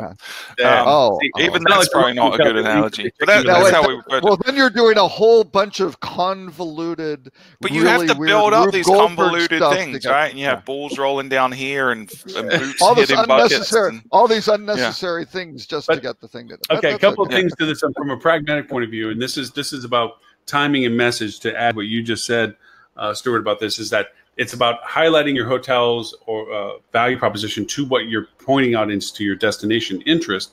And into that, I would say that there is now better technologies that are improving. And I know your booking engine's much more advanced than even what I'm going to be talking about. But there is now ways that as we promote demographically or persona-wise our marketing strategies, when we drive them to the website that drives them to the booking engine, that we're only highlighting value proposition offers that are relevant to them in particular. We're not shoving a Pandora's box of variations where, decision paralysis, where there's 14 different packages and 15 different rates and all this other stuff that's going on. We feature at the top of the list, and this is a function that's relatively recent in the booking engines, allowing you to do this for those who realize this, that in the top of the list of the opportunities, they're highlighting the offers that are related to the categorization of people that followed the ad or followed the trail through the site into the booking engine when they hit the action item. So they're seeing relevant offers based on what we think they're most interested in. Doesn't mean they're excluded other opportunities.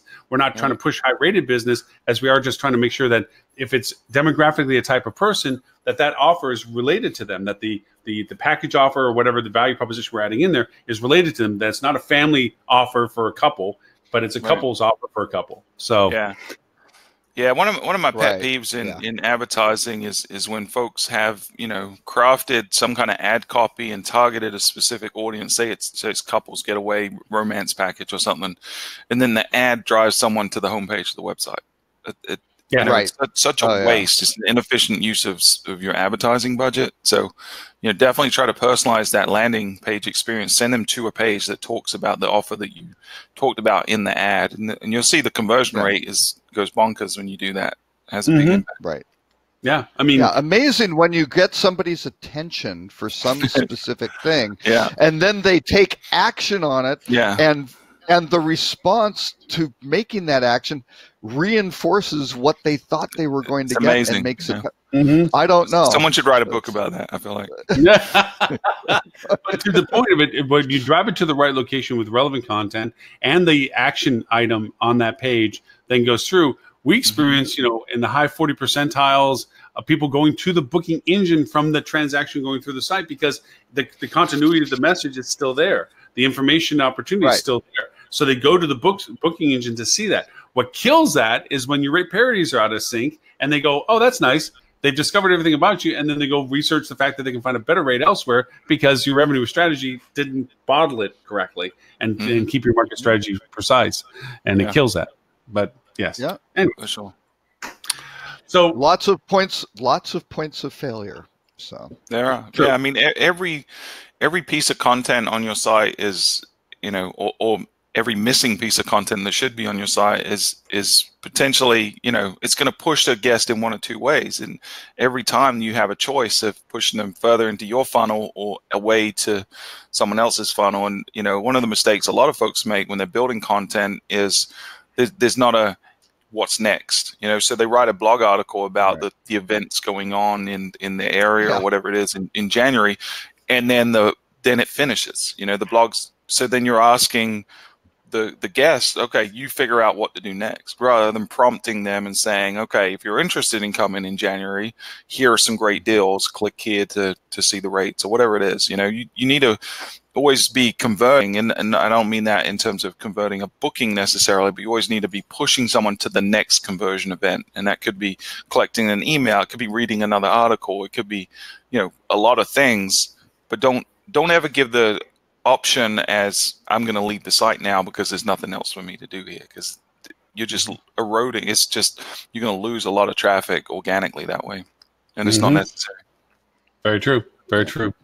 Hey, so Robert, I know we hit the NYU conversations, we hit the Rise of the Hotelier and so forth. Was there an article? Well, we mentioned the title of it and posted. We didn't really talk about the leadership content, but that's okay. I know. I'm actually saying that I thought they were being too centric about. I wish there was more. That was just about it.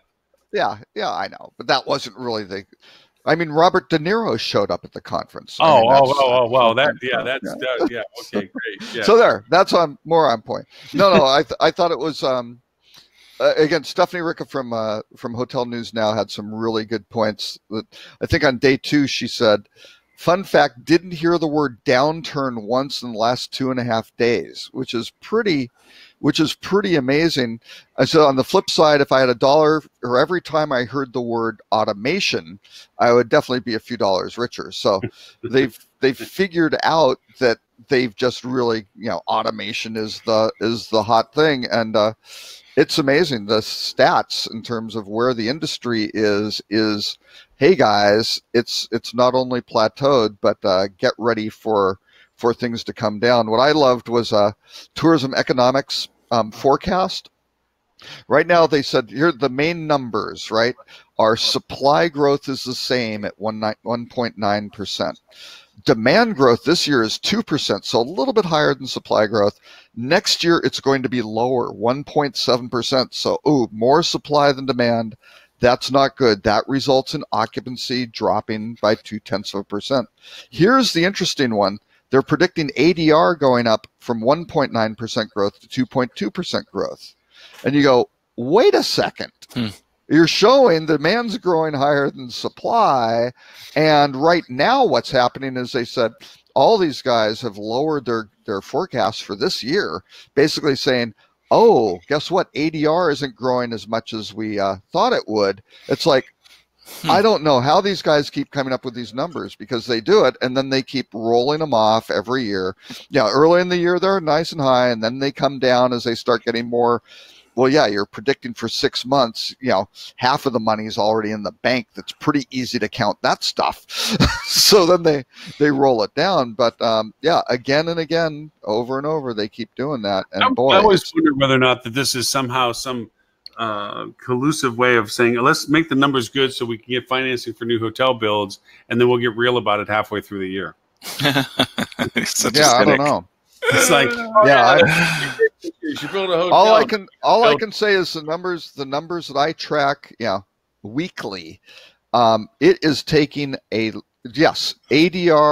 and RevPAR. If you look at even the 12-month moving averages, they're continuing to go up, which is great. But it's taking a lot longer to get that incremental growth in ADR on a 12-month moving average. It's taken 30 months instead of 15 months, the way it used to, sort of thing. Same with RevPAR, a lot longer to add that additional dollar. And when you look at occupancy percentage, hey, you know what? The 12-month moving average peaked in April, guys, and it's been in the same, like within half a percentage point since. And again, this is a 12-month moving average. I would say for the last year, which is that is a plateau, folks. So, I just don't know where these guys are getting their numbers and their forecasts. It's like, is this a downturn? No, but boy, it is certainly a slowdown for sure. Yeah, I mean, the growth has stopped, and now the rate, what was being relied on for rate has stopped growing at least as fast. And be careful. And again, that's why they're looking at costs, and that's why the hotel owners are in a world of hurt. That they've got. That's only a week and a half away. That's high tech. We're talking about automation. We're talking about what's coming into space. We're talking about what's going to be there and stuff. We're all going to be there. Is this? Do we think what's because every year there's a predominance on the floor. Each year there's something that's more predominant than everything else. Is automation and usage of automation, AI integration? Is this going to be the thing on the floor this year? Is that going to be the dominant thing that all the tech stacks are going to be saying? Everybody will be saying AI, but they've got shitty data to base it on, so it's not going to work. That's funny. And you can quote me on that. That's going to be the problem. It's clean up the damn data. And how do you clean it up?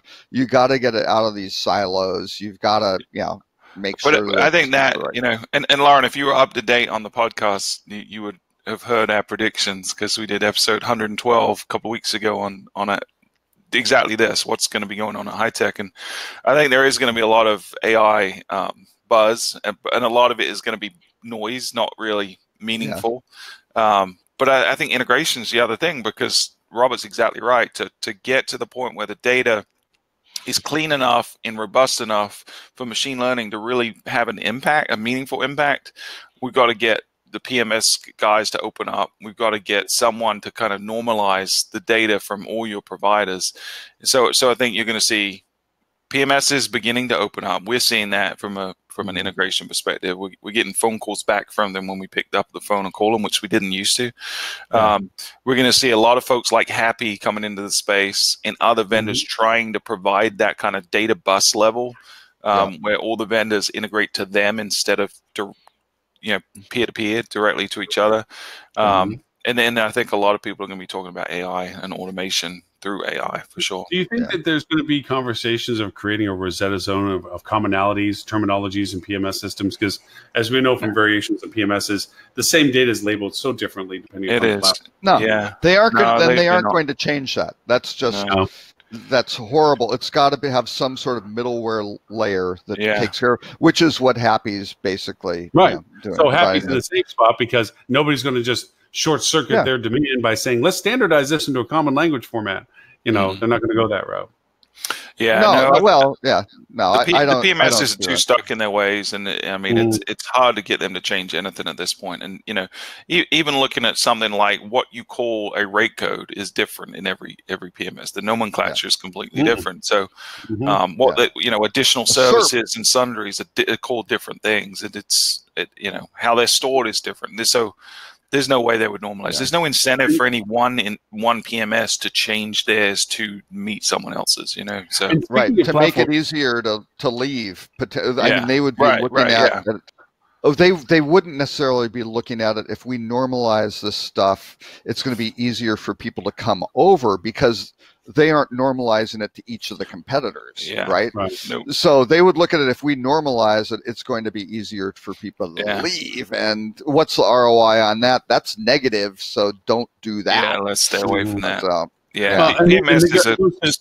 ahead. Another thing to it, too, is that, you know, these platforms have just turned into a blind eye to guest engagement because, and I'll call them out on it, Sabre. They're going to go under an upgrade this Saturday from 6 a.m. to 11. No apologies, no nothing. Just be prepared for the fact we're not going to be doing bookings for 5 hours, that your system won't be working and that you can't do anything with your system, and we'll let you know when it's back on. And this is the second time in 3 months. It's like, they don't care. Hey, we're doing it. But that's... Hey, you know how you can fix that? Stop your booking engine from going down like that? Just switch to Fuel's booking engine, and you don't have that problem. Idea. You know, you guys don't do that. You guys are very appreciative of everybody that comes over to your side of the fence. That's because, gosh knows, nothing says hospitality like 5 hours of not using your website. Yeah. or and then platforms for that matter, you know. And what's so incredibly ironic, not to beat on Sabre, but the host, the GDS host, probably has the best uptimes of almost any systems on the planet, right? I mean, they make Six Sigma look like, I don't know how many decimal points they go to, but the thing is like always up, right? I mean, it has to be. So I mean, and that's the whole thing. To go do these things from a web hosting service perspective that you can't ghost load. It's a system architecture though. And then migrate over to it. I understand hiccups, but it's too complicated. But it's too complicated. What they did is they bought Synixus, right? And Synixus had previously integrated with HubX, which was kind of the CRS, and that's still kind of the core platform. And then they bolted on a whole pile of other stuff, right? They bought the was a HotelSoft. What was the name of the group that was the property management system for Wyndham that a lot of Wyndham property uses, which is how they got the Wyndham deal, right? They bought the PMS that 40% of the Wyndham properties used, right? So that integrated work. So all of a sudden you've got all this stuff and they cannot develop. They have particularly the GDSs, really, really subpar test systems, right? I mean, they are not robust. It's static data, has nothing to do with reality. So they don't have a situation where they can have, here's this parallel system with the new software running on it where it's been thoroughly load tested and all this stuff. It's just, that's not an environment that you can do in the cloud much more easily, where literally you're just saying, here's the live system pointer from point A to point B. And you've run it through a bunch of virtual, load testing and things like that to make sure this thing doesn't break. Those aren't the technologies being used, right? So you wind up with a 5-hour outage on a Saturday morning, which they probably figured out was the best time to do it, where quite honestly, back when I was there, they didn't have people coming in on the weekends to do it. It was done during the week, during some sort of period of time, right? Because it was more convenient for people to cover. So it's or you did upgrades twice annually or something like that, right? It was very, very rare. So the good part is, in fairness to them, you said this is the second time in how many months? 3 months. Okay, they're updating quarterly. That's good. That's a positive. Fuel Travel takes care of its customers. Yeah, we make a weekly release and there's never downtime. But actually, just a quick story. I was at a now it's KeyBank, who does it's basically a lot of equity analysis and things like that. At their meeting in Vail, this was probably 3 years ago or something like that. And they had a guy who was the former CIO of Netflix, right? And he basically came out and the impact of being able to use new technologies it's astounding. He basically said from traditional, coding and system design to the cloud, that was a 10x improvement, right? You could basically do things, either at 10 times faster or at 1/10 the cost. Right? It was just huge. And then he was talking about containers like Docker, or what is it, Kubernetes, whatever Google's called their containers. Those things, to be able to break down the code into these little, containers that, hey, you don't have to be on one language. These things will translate things for what the calls are. That was another 10x improvement. So he was kind of like, boy, if you're stuck in the old world and kind of the legacy platforms, and these new guys are using these containers on the cloud, they've got 100x advantage over you. And this was, again, 4 or 5 years ago, right? You've got to do something about it because it's going to get very ugly. And here you go. That's exactly case in point, a 5-hour outage versus 0, where people are going, hey, we need to tweak a little bit of the code. I mean, I don't know. At least on Android, I look at the little updates. I get multiple updates a day on a lot of these apps, right? And they're little small portions of code. It's 2 or 3 meg, whatever they're pushing. That's fine. It updates. It does. I don't know what it's doing. Probably tracking more stuff on me that I don't know about. Doing something I don't want it to do. But I mean, those updates are constant. And here you look at these guys who are updating. They're pretty happy. They're updating 4 times a year. So, Stuart, talking about technology, are you going to have a hologram at your booth, maybe? You sent me that link, and I didn't look at it yesterday, so I will look at it today. I promise. Come on, man! It's so cool. if I can get it in time, I will. A hologram of what? Hey, you know what? Okay, Lawrence Space. That's going to be the next. That's going to be the next thing. Look, Stuart. Look, fans. Yes. See my technology. That's little cool. Fans. So when it's nice and hot in the South, I have fans. You're lucky you don't have a longer beard, or you're going to have a really, really good lawsuit coming up. Technology. I'm going to be renting an RV tomorrow and heading down to the Florida Keys for a few days and chilling. And just it'll be our first RV adventure. It's our. You just came back from Europe on your adventure. Yes. I've got to think Lauren finally scored one of those high compensation, low effort clients he was always seeking. Yes, my life is a tragedy. It's terrible. I can't believe I have such a journey. Yeah. Exactly. We'll do that for a few days. We'll be back next Wednesday, and then I'll have to get serious for a few days before going to High Tech to visit you guys. And I'll have the pleasure of hanging out with Mr. Stewart in his booth, doing the show live from there, and doing live coverage of some interviews and stuff. Plus, my nifty neat 360 5.7K camera will be on a nice tall pole above his booth to take out the entire spectrum of high tech. So we'll have that. I know. And there is, I guess, if his partner will let us. I guess I should ask permission. And I feel so bad because Stuart won't tell me his booth number, and you didn't tell me when the show is. But I'm not taking it personally. So. That's funny. Stuart told me High Tech was in Houston again this year. I don't know. Robert, it is. It's in Houston. You should make sure it's there. It's just south of you. You should take a drive. That's right. But there's also rockets. So it's funny how people go over and keep on telling, hey, I'm going to see it at High Tech. No, I'm not going to make this. And then all of a sudden, something triggers them. Whether it's some sort of product's going to be there, or their company changes their mind about whether there's a priority, and all of a sudden it's like, oh yeah, I'm going to be there now. Yeah. Oh, really? Okay, sure. Well, especially in the weeks leading up, because this is where everyone's like hitting everyone. I'm getting bombarded every day with people that are trying to sell me stuff, and I know all the vendors trying to sell hoteliers doing the same. So it's like, hey, you go in because I want to do this or that. So I've definitely had a few that I've reached out to that said, oh yeah, well, I wasn't going to come, but now I am. So yeah. Well, they got some good party invitation, and they thought, oh, that looks like a cool place. Maybe I will go. So. That's funny. Hey, with all things in mind and timetables and so forth, do you want to try to do the Rutrow now? Because I do. Actually, I'm supposed to be talking to somebody else. I'm totally blowing them off right now because it's like, hey, it's a 2-hour show. And this was, I want to say, this was the absolute perfect 200th show because we really didn't cover any of the topics, but that's okay. Yeah. Just like the other 199 shows. Well, and we might as well finish off on a downer since we started on a downer.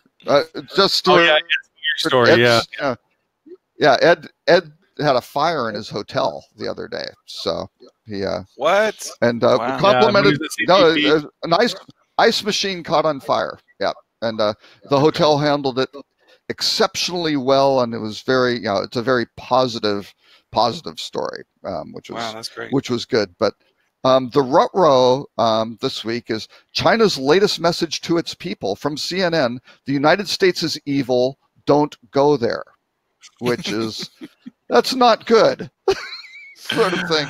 And coming out of the NYU investment conference, there were actually a couple very interesting, which I thought were great quotes. Let's see if I can find it on. I think it was off of day one. Hang on. One was very, very diplomatic from Marriott, which basically said, well, we're working with them. We're just trying to do things like that, which, no, here it is. It's fair to say that driving growth in inbound travel is not on the administration's agenda, period. So that was Arnie Sorensen kind of, just kind of saying, they just aren't dealing with it. Where Sebastian Bazin, the CEO of Accor, said he's not worried about it too much. If they don't come to America, they come to Europe. So that's the thing that the U.S. I think inbound tourism from China is down like 15% or something like that, and looking like it's going to work, which is obviously with a growing and mobile middle class there, and India in particular. Huge opportunities when people are talking about balance of payments and trade deficits and things like that. Travel is probably one of the easiest ways to negate a trade deficit, but we aren't really doing that. So, Right. And with a hotelier leading the country, that makes it just extra ironic. Extra ironic. He's a real estate investor. That's true. He's a real estate investor. Yeah, that's true. He just shut off Cuba, which was incredibly brilliantly stupid. Great direction it's going. So, anyway, on our 200th show, it's like, well, that's probably the biggest rut-row we've had, I would say. That's pretty bad. I mean, especially when you go back to what you were talking about in terms of demand is plateauing, and we look for areas of growth. That's certainly not going to come from the U.S. That the economy is just not in a position to be driving new growth of travel. So you've got to look abroad, and it's probably not coming through Europe. Certainly not like traditional places like the UK with all the stuff they've got going on. So right. I mean, you've got to look to Asia and China specifically, and India, and this is growing economies, and again, people who are and the U.S. is a highly attractive destination for sure, and people don't just come in and pop in for a day and leave, sort of thing. They're here for at least a week, sort of thing. So that sort of thing, the employment, and then you pile on the challenge. The other thing the hoteliers are having is their labor costs are rising because they can't get staff, right? Yeah. I mean, that's the other problem, where almost you say, well, maybe this does make sense because if you did have all this demand, you couldn't have the staff to serve it, sort of thing. Which, but again, not a good cycle of things that could really help grow the economy, which makes me sad. Yeah, that is indeed a rut-row for sure. Yeah. So no, and with the Huawei thing, it's not helping Canada either. Canada, I mean, I have plans in Canada, and the negative impact of how they handled the retaining of the girl, the chief, one of their executives, to be to sit down and so forth. Huawei, the Chinese coming to the country, their engagements with a lot of their business and group businesses and so forth, because what people forget is the China government can literally say, no, you're not going to go there. We're not going to allow you to go that way. We're only going to allow you this way, not that way, kind of stuff. So there is a lot of control that has as to where they regulate their travel and so forth too. So it's a smart thing in any sense. And with Huawei, actually, Google came out this morning and actually made a statement that they believe that they're not playing with Huawei actually reduces the security of the U.S. Things like that. I take that with a grain of salt. It's going to be very. Yeah, I know. Yeah, I mean, certainly, yes, they don't want to lose out on on Android doing that. But again, I think their case is, look at, if we're involved with this, we manage the core things. Now you're just saying, here's this whole other thing that's out there that you know nothing. Right. Yeah. Well, you know nothing about. Don't shoot a thing that you can't replace. And what Huawei does is not immediately replaceable in a lot of stuff. I mean, and from the EU side, it was big news over there about how the US is against them and how England and other countries are using their electronics and software in their security protocols and in their intelligence research and so forth. And, you know, how is that going to work with the U.S. that is against it? How are they going to collaborate with it? You know, and you have Duncehead going, oh, it won't be a problem at all. It's like, yeah, it's actually a problem if you're going to say, no, you're going to work with it. And, you know, so we'll see. But there's a lot of, you know, I don't know, Stuart, with what you keep in connection with friends and family and so forth. I've never been in such a tumultuous EU world as I was in this last trip. Countries talking about each other in a really nationalist way. You know, the EU just had its elections, and the multiplicity of parties and the segmentations. The good side was the predominantly large static parties have to now collaborate with the smaller parties because they've lost a lot of their dominance. Sure. The negative is these smaller parties are freaking radical ass, multiple left, multiple right things that are way off on either end. Where, you know, you have isolationists on one side, you have you know, tree, you know, super green on this. I mean, crazy variations that just don't exist in our current politics in the States. Well, the social media systems are designed to amplify those, right? Oh, I mean, that it's not just social media; it's media in general. Oh, media in general. Yeah. I mean, because everyone lives in their little bubble echo chamber now, and it just pushes people to the extreme in every direction of their lives. And the things that are going on, I mean, the Italian prime minister is threatening to resign if he doesn't get the parties to talk to each other. You got the Australian people that most of their contingencies on the right wing people had to resign because they had, you know, they were selling off contracts to the Russian oligarchy. Ed's coming back when we're saying goodbye. What? What? I gotta get out of here. What are you doing back? We're saying bye, and you know we said bad stuff about you, and we're ready. He must have heard what Stuart said about you. Oh, no, I saw Stuart came on, so I was like, I can't not be on when Stuart's on. I haven't spoken to you in a while. I know. I was on vacation. There you go. The first part of the show was about that. Yeah, I heard that you were saying you've picked up the arsonist kind of hobby. Yeah, he's got the.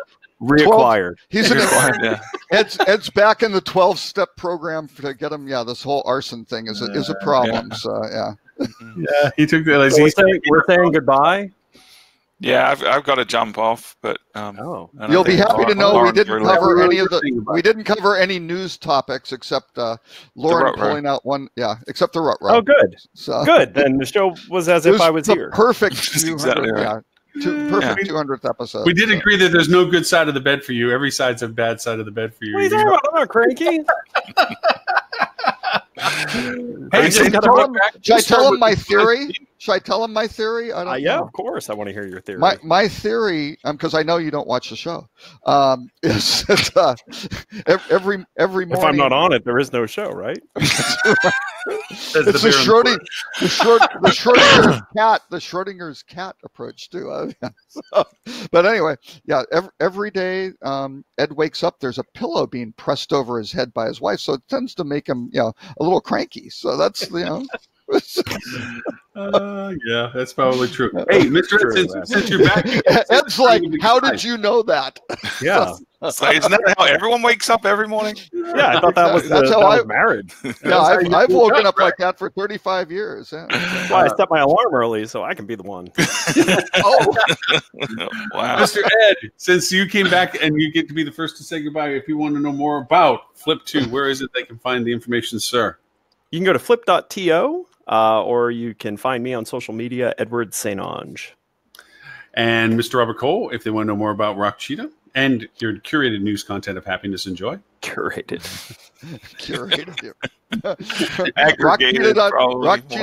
Rockcheetah.com or Robert K. Cole, not the Rock Cheetah Twitter account. That is not curated. That is value your time. A lot more about high tech and what to expect in our participation there in Rock. But in the meanwhile, Mr. Stuart Butler, if people want to know about Fuel Travel and your amazing podcast and everything else that's about Fuel Travel, where can they go, sir?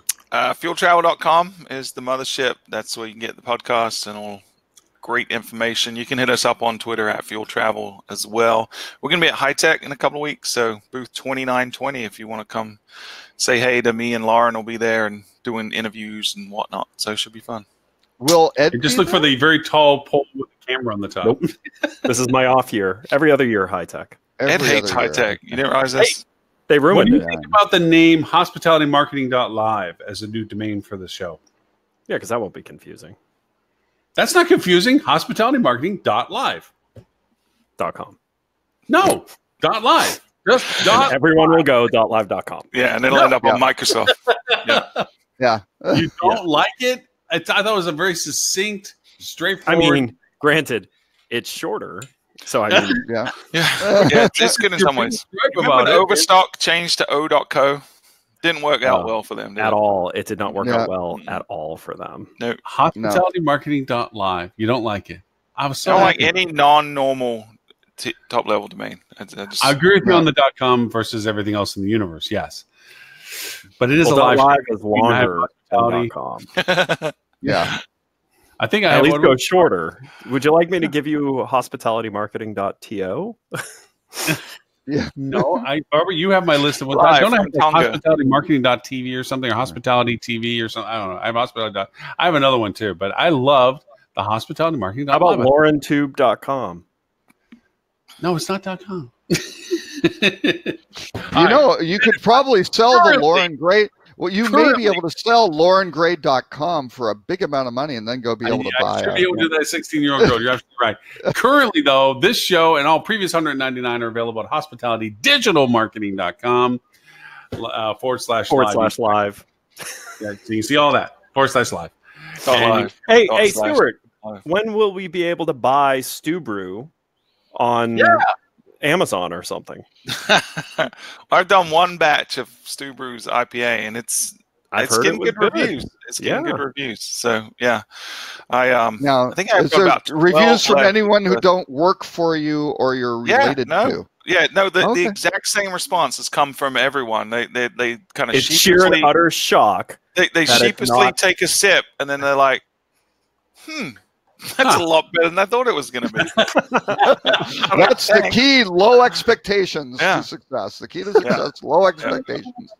So yeah, I just gave a growler of it to one of my largest clients. So he's not going to have a problem being honest with me. So I'm waiting to hear what he says. But yeah, since you're shipping packages up to High Tech, is some of it's going to get stashed in there too? I was wondering about that. I don't know. I might try to smuggle a few bottles. Yeah. Like, I've got some left. Smuggle like the drug type of smuggle? Because if so, wash the bottle before handing them out. Yeah, and I'm just worried about it getting, worrying about it getting there in one piece. It's a big bottle. Yeah. Maybe uncomfortable.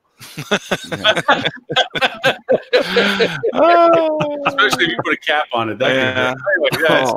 I finally watched Deadpool 2, so I could use the nomenclature they use there, the prison wallet. Yep, prison wallet. Yeah.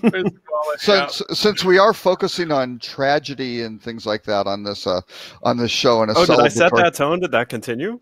Oh yeah, of course. Oh, sweet. There was a fellow who passed away. He had 246 packets of cocaine. Apparently, he ingested them, and I guess he passed on. Yeah, apparently that seemed to be It had a great idea for how to smuggle stuff, which apparently nobody had tried before. But to be fair to him, it didn't say anywhere on the package that he shouldn't do it. Exactly. Did not have correct warning labels. Biodegradable packaging. So maybe there was a problem with the actual packaging. He's now suing. Suing the producer too. Yeah. Oh well. Anyway, gentlemen, thank you all very, very much. Show 200, and we're coming up on our 5-year in August. Show 216 or something like that. So we're almost there. I'm trying to do all new branding and so forth. I apparently do not know how to pick a URL quite yet, since my latest idea. As the show leaves its toddler phase, it does not show any sign of maturing. Exactly. Development. And these lessons we've learned. Don't change just don't change it. So. All right, gentlemen, thank you so very much. Talk to everybody next week. And to everyone that watches on the show, and for next week, EU and APAC will get their live shows on Monday. So till then, bye, everyone. Bye, thank you.